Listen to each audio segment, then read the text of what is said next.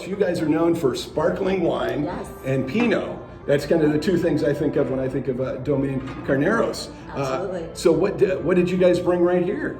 Well, actually, this is a great segue. So this is our Cuvée de la Pompadour, our Brut Rosé, and it's named after Madame de Pompadour, who popularized champagne in the court of Versailles during the reign of Louis XV, and is really known for popularizing the arts and philosophy and a lot of culture in France at that time. So we celebrate her contributions not only to the world of sparkling wine, but also the arts in general. And so this is our Brut Rosé, and I think it's really an amazing style. So Eileen Crane and our current winemaker, Zach Miller, have done an amazing job bringing a beautiful Brut Rosé. So this wine is dry. It's just as dry as our other sparkling wines, meaning it has just a touch of sweetness. Sometimes people see rosé and they think, oh, that's going to be sweet. Many people might have noticed in the popularization of rosé over the last decade that there's a trend for more serious rosés and more dry rosé. And so this is our Brut Rosé. It has a lot of sweetness from the natural fruit in the Carneros region, but it's really balanced. It's beautiful acidity, great complexity, and it really pairs with almost any food that you want to pair this with. Now, as I took that first sip just a couple minutes ago, the thing I noticed was the sweetness was balanced by the dryness, that there was a nice balance there. There wasn't one overseating the other. It was just kind of equal. Is that the way it's kind of designed? Well, it's interesting that you say that because I always think, as winemakers, we always strive for balance in everything that we do, for harmony, and you don't want one thing sticking out more than others. You want a little bit of fruit, you want a little bit of floral, you want just a touch of sweetness that opens the flavors up, but you don't want it to linger as sweetness or be cloy. So I think this wine has great balance with acidity, minerality, floral notes, and a little bit of voluptuous fruit in the mid palate. Yeah. Now it seems like you run into people who love sparkling wine, and I'm one of those guys. I love sparkling wine. I think it was the first wine I drank when I was like 3 years old. Oh, nice. Family wedding or something. Yeah. I think it was a family wedding, if I remember correctly. Of course, it's hard to remember when you were 3 years old. I guess what I've been told. And then you run into people that are like, sparkling wine, no thanks, right? Kind of. See, it seems to me that there's like two camps. I don't run into that many of the sparkling wine no thanks camp. It's very I know. Very where are those for people? me, but I might be living in a little bit of a bubble, so to speak. A bubble of bubbles. But most of my friends and people that I know really love sparkling wine because of how versatile it is. It goes with a lot of wide range of foods. It's fun. It's celebratory. There's a lot to like.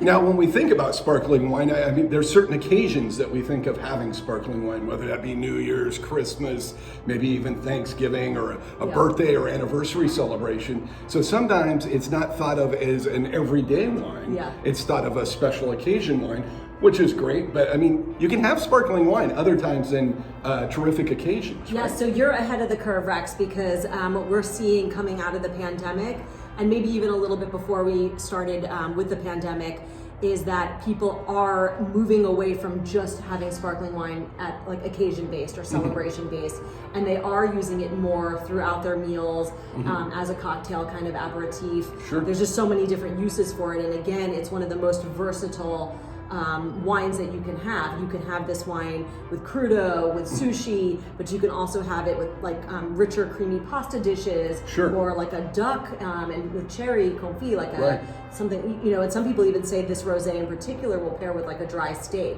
I was just going to ask. Would it be something that would pair well with a steak? And I guess it would be. I wouldn't necessarily put a thick mushroomy red sauce. Then you got to go towards our famous Gate Pinot or one of our other Pinot Noirs. But if you have a grilled dry aged ribeye or something like that, this rosé can really go the distance for your summer barbecue. What I'm thinking, and growing up deer hunting and everything, is venison with this would be terrific. Well, because venison is kind of dry. I will. I'll bring the bubbles. I think I've got some venison jerky coming my way. Maybe I'll drop some by. Oh, interesting. And you can pair it with that. That would be fun. It's just because venison is a little drier than, say, like beef.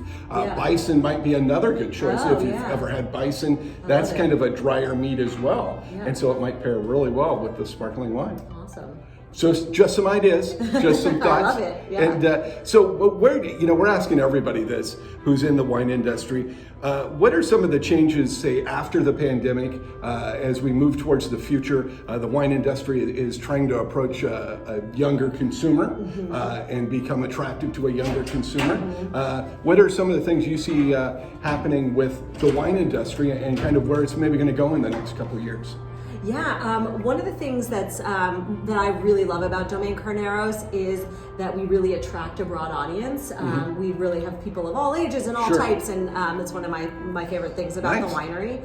I think we're approachable luxury in that sense. We make things comfortable for people to come and visit us and enjoy sparkling wine here and Pinot Noir on our terrace. Right. But we have noticed a few things that people are interested in, especially coming out of the pandemic, and it's for more enriching experiences and more engaging experiences with the wineries. So back in the day, people used to come up and they would visit 5 wineries a day and they'd go up to the bar. But now they want to have like an educational experience, a fun experience, learn about the values of the brand, about like our commitment to sustainability, our commitment to female leadership. And so we've weaved a lot of the tenets of our philosophies into our experiences and launched some new experiences. Okay. So one of them is kind of a good segue from what we were talking about, which is the versatility of sparkling wine pairing. So we have a food and wine pairing experience that we call Bubbles and Bites. Okay. And it's about the art of sparkling wine pairing. Nice. And we change from one different global cuisine to the other seasonally.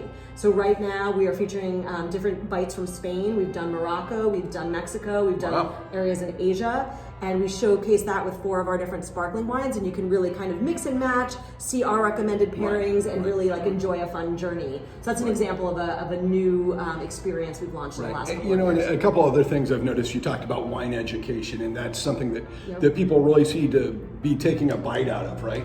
And so you got like a winemaker series maybe where folks are able to have an intimate dinner or event with a winemaker to really hear the story of how did they become motivated to make this wine? What goes into making it, and what are they shooting for, and what's their motivation? And so I think those experiences have really came to the forefront in the last couple of years, right? Absolutely. We're gearing up right now for our summer Le Rêve and Lobster series, which is one of our members' favorites, and it's our tête de cuvée, which is named Le Rêve. We've talked a little bit about being in the Le Rêve room, but our top wine is named Le Rêve, and it's 100% Chardonnay.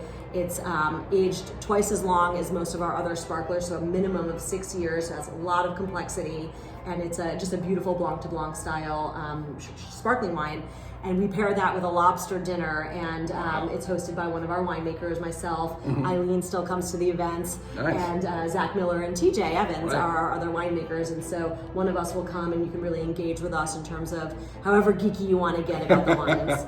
Yeah, I mean, that's the great thing about wine is you can kind of learn as much as you want or as little as you want, but still enjoy it, right? You can enjoy the taste, you can enjoy the texture, you can enjoy it being paired with your favorite foods. And so to me, being a wine drinker is such an experience. You kind of pick the level you kind of want to be at, right? I want to be super involved. I want to know everything from when the grapes are harvested and what goes into that to, hey, I just like this bottle of wine. I like the way it tastes, and I like the way it's going to taste with dinner tonight. Yeah, and I think, going back to what you were asking about, who comes here and attracting a younger audience, I think the versatility of the experiences that you can have here. We have a lot of kind of a la carte and custom or custom experiences that you can have. And our wine educators are really great at knowing, like, are you just here with your friends and you want to kind of relax and enjoy the view and sip on some bubbly, or do you want to engage and understand like what % of malolactic fermentation is in this wine? What's the breakdown of the blend between Chardonnay and Pinot Noir? They'll provide that information for you if you're interested. Well, I mean, I think that's really the experience of a winery is an educational experience, right? It's learning about the wine in one sense or another, and how deep you go. You can just go this deep, or you can go feet deep, right? You can go real deep about how this wine is made, how it's harvested, what these grapes did, what that frost, that late frost did to the grapes, or a fire, as we've had in Napa.